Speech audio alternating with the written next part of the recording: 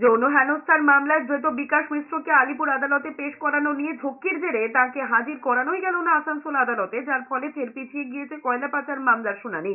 Asansol CBI আদালতের বিচারক রাজেশ চক্রবর্তী বলেছেন, আগামী 10ই ডিসেম্বর মামলার চার্জ গঠন।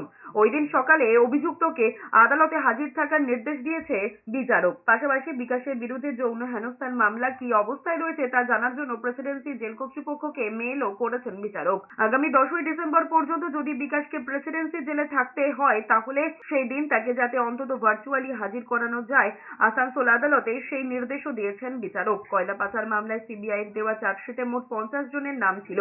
আদালত সূত্রে খবর, সোমবার মামলাটিকে দুভাগে ভাগ করা হয়েছে। একটিতে 23 জনের বিরুদ্ধে চার্জ গঠন হবে, আর একটিতে চার্জ গঠন হবে 27 জনের বিরুদ্ধে। প্রথম 23 জনের মধ্যে রয়েছেন অনুপ মাঝি ওরফে লালা, রতনেশ বর্মা এবং বিকাশ।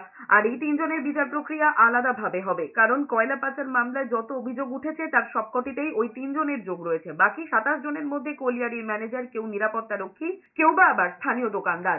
সব আসামি এসেছিলেন, খালি একমাত্র বিকাশ মিশ্র আসতে পারেননি, কারণ ওনাকে কলকাতা পুলিশ কোনো একটি কেসে অ্যারেস্ট করেছেন এবং ওনাকে আলিপুর জাজেস কোর্টে প্রোডাকশন দিয়েছেন। চার্জ গঠনের পরবর্তী ডেট দেওয়া হয়েছে 10/12।